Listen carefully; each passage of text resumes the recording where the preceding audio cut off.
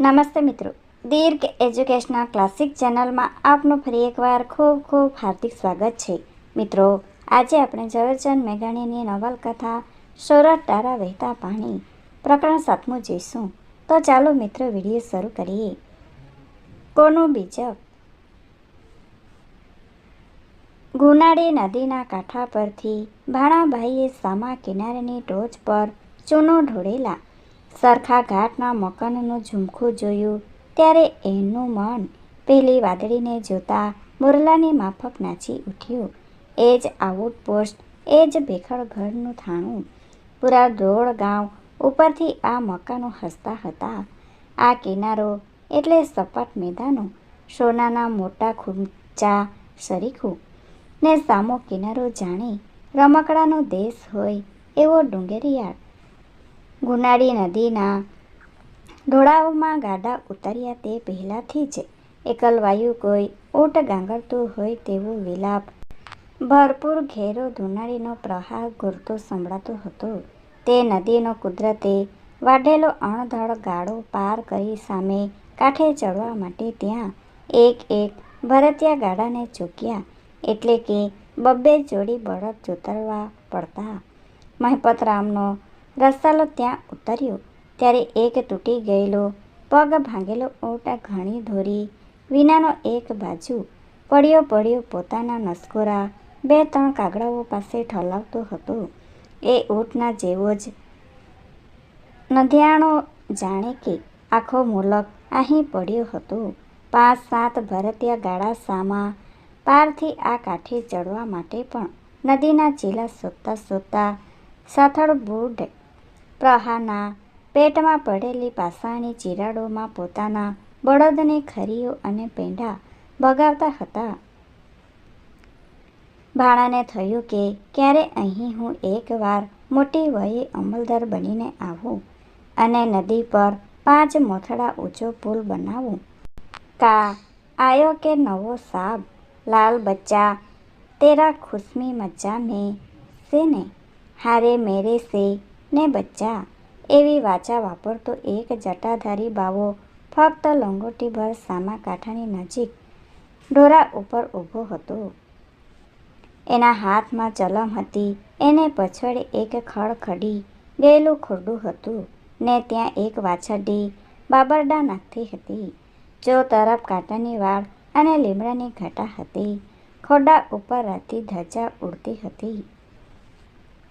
હા બાવાજી, આવ્યા છીએ તમારી સેવામાં, મહિપતરામે વિવેકભર્યા જવાબ આપ્યો ને ભાણેજને લાગ્યું કે અમલદારને બચ્ચા કહી બોલાવનારી કોઈ નાગડી સત્તા અહીં દુનિયાની કિનારી પર પડી છે ખરી.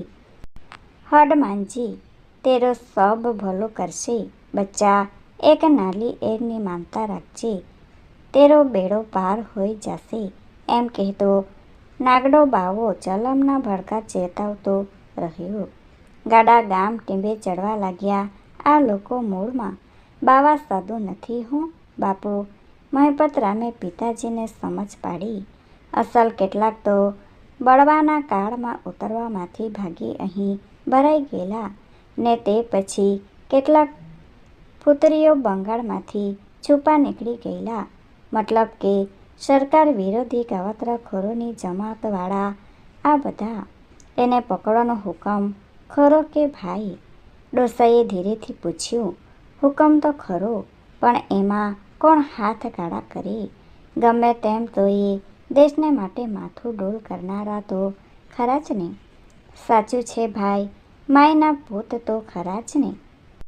ભાંગેલી જૂની દેરી, કલારનું પીઠું, લોહાણની 5 દુકાનો, લીંબડિયા બજરંગ ઠાકર દ્વાર અને 15 ખંડિયારોના અર્ધ ઊભા ભીતડા પાર કરીને નવા અધિકારીએ થાણાની થાણદારી ગેટના 3 પહેરી ગોરીની તથા એક નાયકની ગાંઠ ટચણ એવા બોલથી ગાજતી સલામી લીધી. ત્રીજે દિવસે ખબર આવ્યા કે દેવકી ગામમાં શુનકાર છવાઈ ગયો છે. બન્યું હતું એમ કે આગલા દિવસે જ રૂપગઢના મહારાજાની મોટર નીકળી. મોટર મહારાજાએ લાવીને છેક રૂખડભાઈ શેઠની ડેલીએ ઊભી રાખી. મહારાજ કહે કે ચાલો શિકારી જવું છે. બેડા ગામના કુંભારમુખી પટેલ કાનાભાઈને પણ લીધા, કારણ કે કાનાભાઈને બંદૂકનો શોખ. બંદૂક બરાબર હાથ બેસી ગયેલી. તે પછી મોટર છેક ખાંબાના ડુંગરામાં પહોંચી. ત્યાં મહારાજાની ગોળીએ ભભૂતિયા નામે ઓળખાતા સિંહને ઘાયલ કર્યો. જખમી સાવજ સંતાઈ ગયો. સાંજ સુધી એના સગડ ન મળ્યા. સાંજે પાછા ફરતી વેળા માટની બાજુમાં સાદા કૂતાની માફક બેઠેલો ભભૂતિયો છલાંગ્યો. પણ જો રૂખડ શેઠ બંદૂક સહિત પોતાનો પોચો ભભૂતિયાને ધાડો વચ્ચે ન બેસાડી દીધો હોત તો મહારાજા અને મોતને ઘડીકનું છેટું હતું.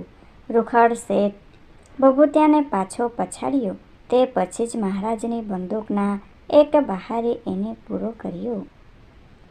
મહારાજા પ્રસન્ન થઈ રૂખડ શેઠની પીઠ થાબડવા લાગ્યા.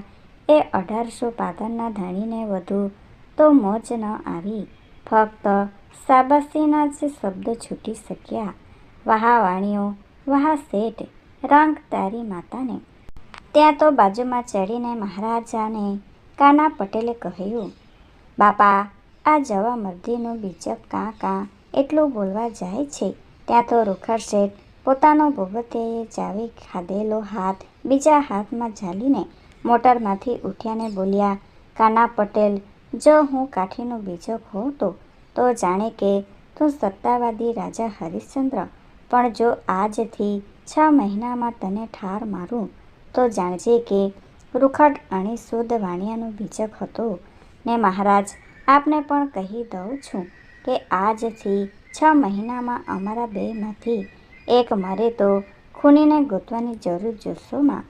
બેમાંથી જે જીવતો હોય તેને જ હાથ કરજો. પછી તો ત્યાં પોતાના માટે રોટલા પાણી લઈ આવનારને 4 આનાની બક્ષિસ આપી મહારાજ ચાલી નીકળ્યા. ને આ 2 જણાની વચ્ચે જીવન મોતનું વેર બંધાયું. કાનો પટેલ એના 5 દીકરાઓની ખડી ચોકી નીચે રહે છે ને રાતે 5 વાર સૂવાના ઓરડા બદલે છે. એવી એક વાતનું સ્મરણ લઈને જમાદારનો ભાણેજ પિનાકી ત્યાંથી 12 ગાંવ પર આવેલા એક નાના શહેરની નિશાળમાં અંગ્રેજી ભણતર ભણવા ગયો. Thanks for watching. Please subscribe my channel. Thank you.